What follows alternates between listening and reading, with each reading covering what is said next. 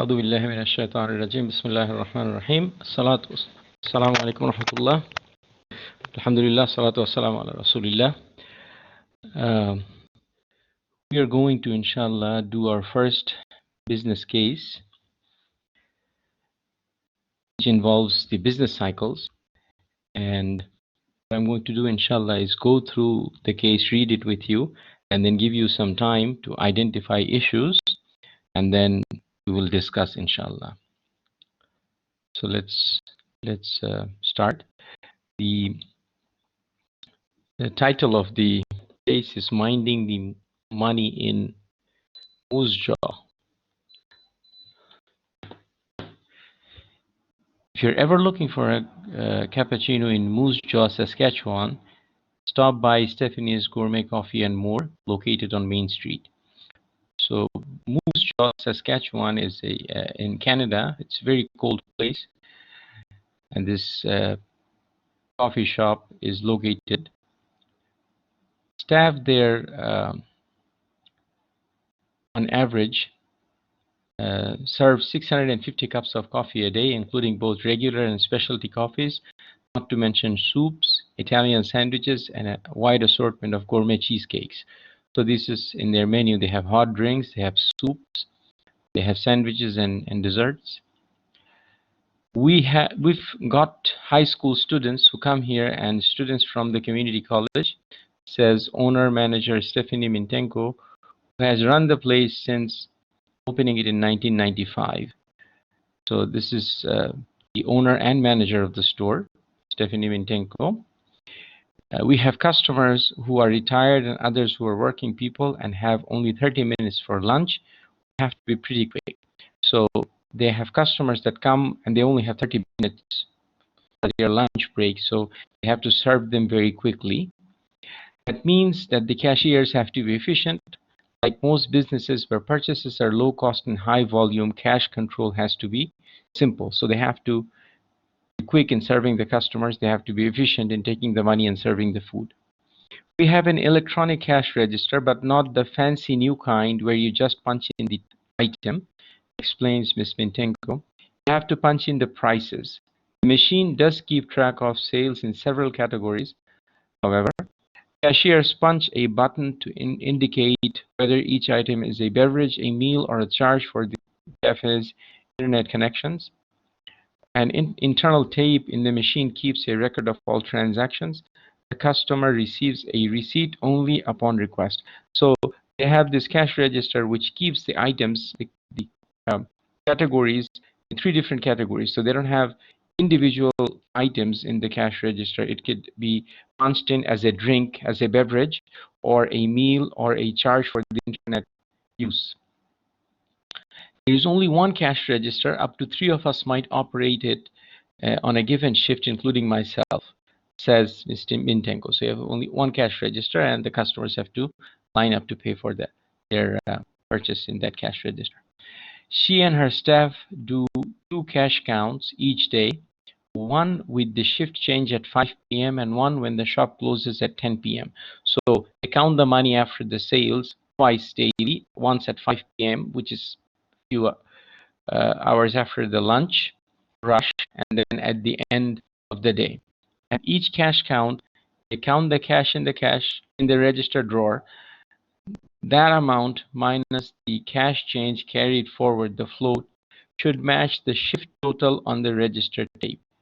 So what they have, there is a float, which means when they start the shift, they have an amount of money in the cash register. So let's say they have $250 at the beginning of the day in the cash register, and they sell until 5 o'clock $1,000 worth of items. So at the end of the first shift, they should have the first 250 that they started with, plus the $1,000 in sales. So the cash register should have $1,250, and they would take the 1,000 out and then begin the next shift with 250, because they need to have the initial amount. If the first customer needs change, they have to provide the change from that float. This is called float, which is always there. The money always is in the register. If there is a discrepancy, they do another count. So if they count the money and it should be 1,250 and it's not, it's less, they will count again. And then if necessary, we go through the whole tape to find the mistake. So the tape keeps track of all the sales during that shift. They would go through that long piece of paper and try to find the mistake. She explains, it usually turns out to be someone who punched in $18 instead of 1.8 or something like that. So they have uh, one, if somebody punched in, if they look at the register tape and they see $18 for a cup of coffee, they don't have a cup of coffee that is that expensive. So it was a mistake. It should have been 1.8. So if they did that, if they punched in 18 and it should have been 1.8, they would be missing $16.20. So they catch the errors by going through the whole tape. Nintenko sends all the cash tapes and flow totals to a bookkeeper who double checks everything and provides regular reports. We try to keep the accounting simple so we can concentrate on making great coffee and food. Okay, so what you have to do is read this carefully and identify any issues that you see that needs improvement. So they're doing something and it's not the best way of doing it. First of all, why is it not the best way of doing it? Second of all, what would make it better, right? So I'll give you 10 minutes, take 10 minutes and read through uh, the case and then make notes, and then we will discuss. I will ask you for your input and then we will discuss the issues, okay? Is it clear what I'm asking you to do?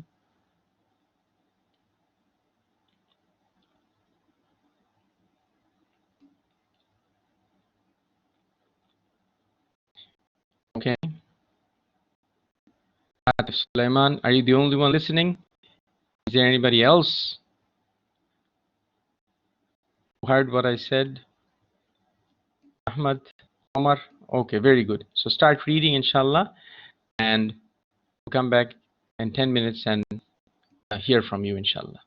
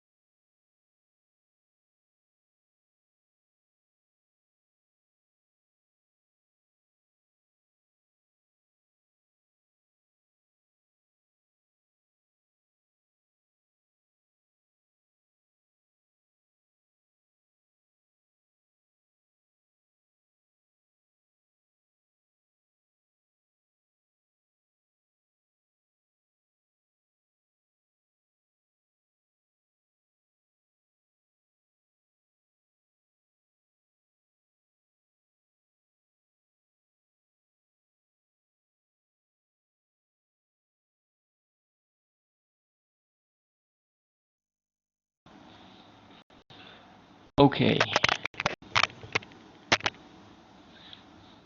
Let's hear from the first volunteer. Your audio is open. You can speak. You can turn on your mic and you can speak. It would be better, inshallah, faster and more clear if you speak instead of typing. So we have a volunteer who would start us off with one problem that he is able to see.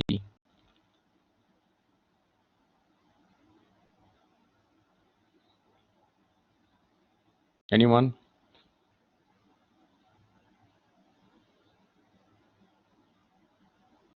Ahmad.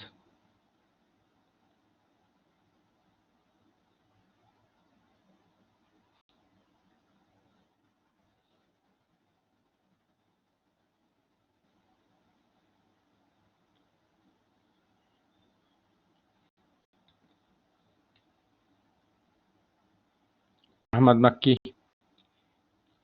would you like to start off by identifying one issue?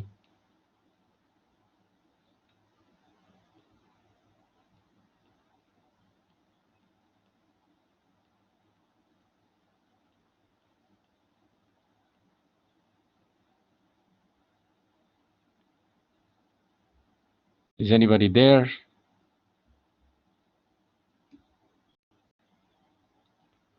It says reliance on one cash register. What is the problem?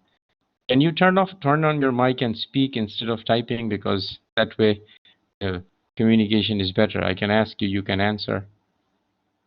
You can ask me as well.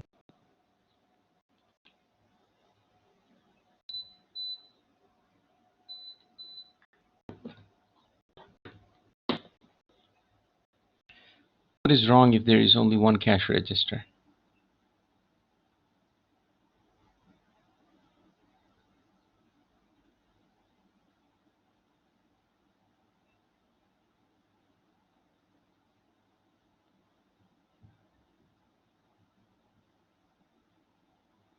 Hello, Doctor. Assalamu alaikum. Alaikum salam. Go ahead. Yes, this is Ahmed. Ahmad, Yes. Abdal, what is the problem?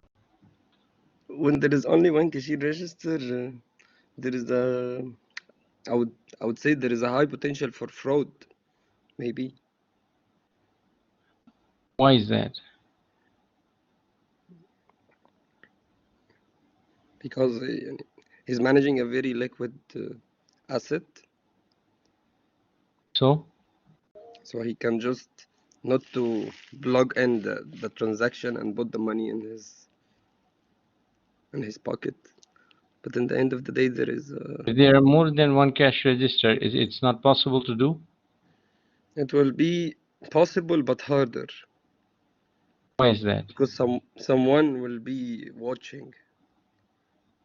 Like, You are close to the problem. You're circling around it. The like problem, what is the problem? If you have three people going in the same cash register and money is missing, then you don't know who is responsible for it. If you have one individual responsible for one cash register, so you have three people and three different cash registers, oh yeah, then if money is missing from your cash register, it's your responsibility, right? yes, right, You will right, yeah, notice if you go to the supermarket, when the cash register shift changes, when the cashier changes, they take out the drawer and they take it with them. If you ever notice that, if you ever yeah. notice it in the supermarket next time, they do that. Why? Because the money that was collected during that shift, the It's their responsibility is responsibility. Yes, right with that it's under the cashier. name. Yes. Right. So anything missing, it's that cashier's responsibility. Right. Atif, go ahead. Yes, sir. I just also wanted to note, because they said one of the main targets, this business particularly, it's just they have to be quick, I guess. Mm-hmm. So they're saying they have to be more efficient and they have to produce especially when they said they have a 30 minutes lunch. They said they have to be quick. So I guess while operating for just one cash register, it could kind of hinders Very good. the So that is possibility of also functioning quickly, I guess. very good. Very good. So two problems here. One, cash register makes the process slower. The second is it makes theft easier, right? Very good. All right. All right. What other issues do we have? Anything else? Anyone else?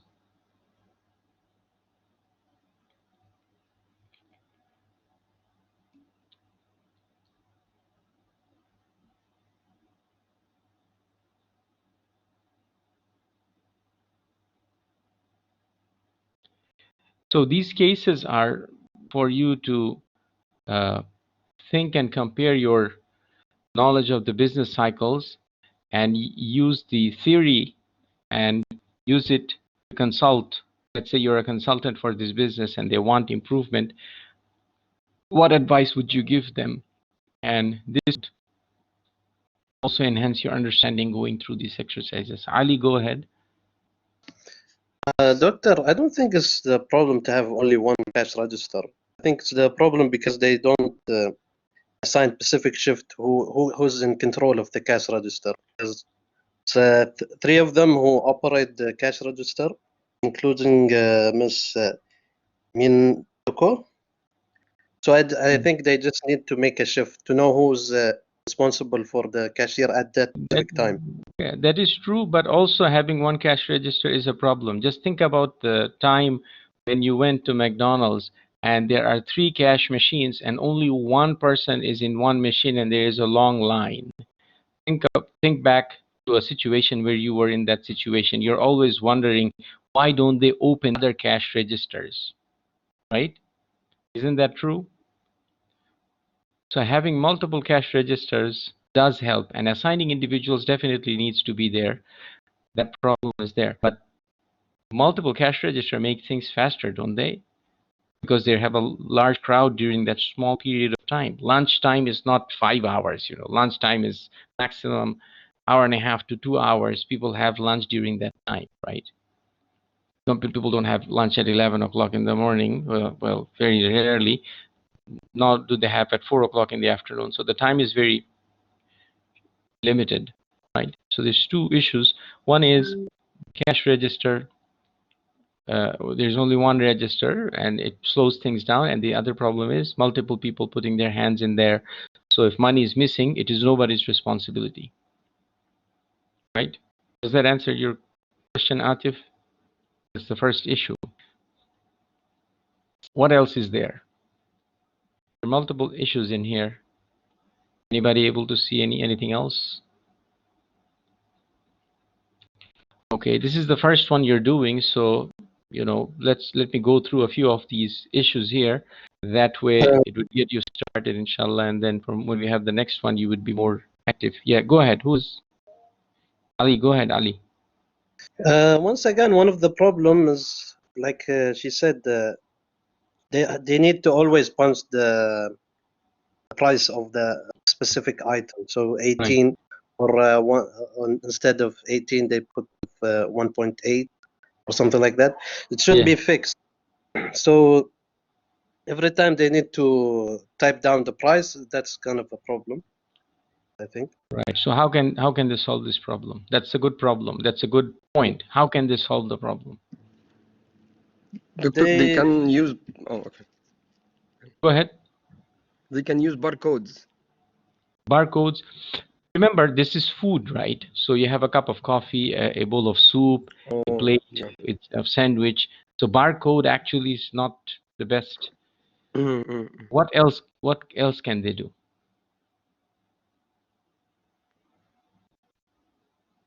They could like number them, or like by category. They use category. The news has categories. They have categories, but this is not. This is not. I mean, the cash register, as she says, has its limitations. So what should they do? You're very close to solving the problem. Tell me what to update their cash register. So there you go. So they need to go ahead and enhance the cash register, right? They need to get a sophisticated one where maybe there is a touch screen, or maybe they can have more options. But if they do, what is the downside when you advise a small business for doing that? What is the downside of that? What is the disadvantage for the small business when they do that?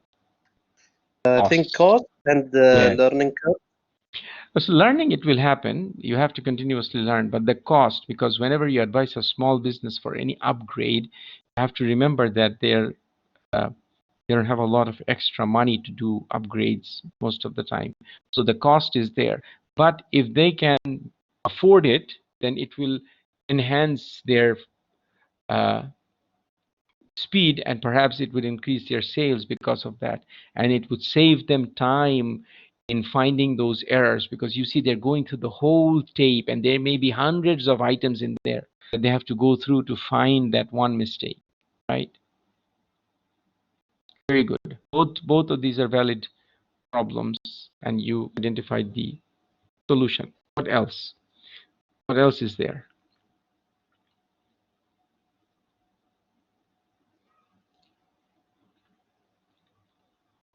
Now, this case, along with the solution, would be available to you later today. What I would like for you to do, I'm going to go through the solutions in just a minute. What I would like for you to do is, when you study the chapters for the final exam, come back to the cases, read them, and see what else you can find.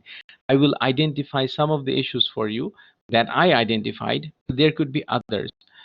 Also, when I go through the solution, go through the write-up, notice how it's written, how it connects the problem with what you studied, so that the theory and the actual practice can be connected. Okay, so let's look at the first issue. The first issue is the business makes purchases using economic order quantity, which is buying in bulk to save. How do I identify this? They say here, like most businesses where purchases are low cost and high volume. Remember economic order quantity, where you buy more to save? So this is what they're doing, but this is not the most efficient way of managing inventory and cash, especially when the inventory is perishable. They have food items, they have cheese, they have meat, they have milk. Those things expire. So if they buy a lot and they don't sell, it will expire. So the best way of doing this is to use materials requirement planning, which is based on predicted sales, right? Based on projected sales. And because they have sales history, they can predict the sales, right? So that's the first issue. The second issue is the business is very busy and it uses an unsophisticated cash register. You identified this, right? You identified this problem. This is likely to reduce the efficiency and effectiveness of handling the customers. It will take longer to take the order, and in time of rush, errors will be made. In addition, the inventory tracking will be difficult and faulty. The business should consider using an automated cash register that has the option of pre-programming prices of each product. So you identified this problem, right? So you have to dress it up and you have to write it. Now remember, writing one or two words like there will be theft, or cost will increase, things like that, then don't convey exactly what you're thinking. Write a couple of sentences that actually say clearly what you are thinking and how to solve the problem. Because some students write paragraphs and it doesn't have the real problem. They're just going around the problem. So think about the problem clearly, then write 2 or 3 sentences that clearly convey the message that you have in your head, right? Because remember, you don't come with the exam paper. The sentences that you write are what I am going to read, right? So in the exam, you can expect small cases, not as big as this, small cases where you might be asked a specific question, that is there any problem with the inventory? Is there any problem with cash management? Things like that. So we will do several of these cases and study this first one, and I need you to more actively participate in the next ones that we're going to do in the next 2-3 classes, inshallah. The third problem is the customer only gets a receipt upon request. So nobody identified this. This makes it possible for the cashier to take money from the customer and provide the food without ever touching the cash register. So if there is no receipt, they don't have to touch the machine. Let's say a customer asks for a bottle of water. They could give the bottle of water, take the dollar and put it in their pocket instead of punching the cash register ever, because they don't have to give the receipt. As a result, there is opportunity for theft. So see, this is connected with the theory that you studied. Remember, an opportunity is one of the 3 items of the fraud triangle. Remember, opportunity, rationalization, and pressure. Remember those 3. the customer should be given a receipt with or without request. So this is a problem, right? It should not be optional. The receipt should be provided every time. Number 4, there is only one cash register. You identified this, and 3 people handle it. It creates lack of accountability. If one of the 3 people steals money from the cash register, it will be difficult to detect the thief. Only one person should handle the register during a given shift. You identified this, but just a little example of how you should write it up, right? 2 or 3 sentences should convey the message. You don't have to write a lot.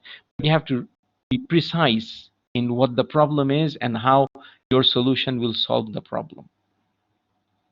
Number 5, the accounting is done with manual transfer of documents. So at the end it says Ms. Stephanie Mintenko sends it to the cashier, the manual tapes and so forth. To enhance this process, the sales and other data could be transmitted to the bookkeeper electronically. And if they have a more sophisticated cash register, which is a POS, point of sale system, this will allow this automation. So if they have a sophisticated cash register, those cash registers generate these reports that they can send to the accountants for them to prepare the financial statements.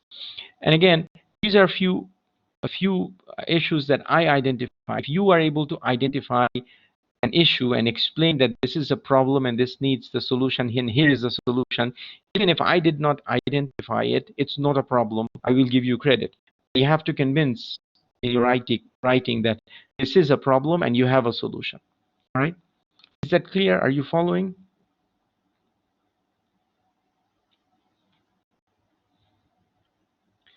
Okay. So this will be available in Blackboard in a few minutes, inshallah. You can download and keep it, and you can study it again after you have studied the business cycles for the exam. And be prepared for more of these in the next classes, inshallah. And I need you to participate more actively. I need you to think through, right? This first one is an example for you to use, and then different cases will have different problems. And this will help you also in preparing for the exam. Okay. Are there any questions for me on anything, the project or anything that we have studied, or the case? Any questions? Okay. All right, then I will see you inshallah next Sunday, and I will post the grades of the projects inshallah before next class, inshallah. Okay. All right, you're most welcome. Assalamu alaikum wa rahmatullahi wa barakatuh.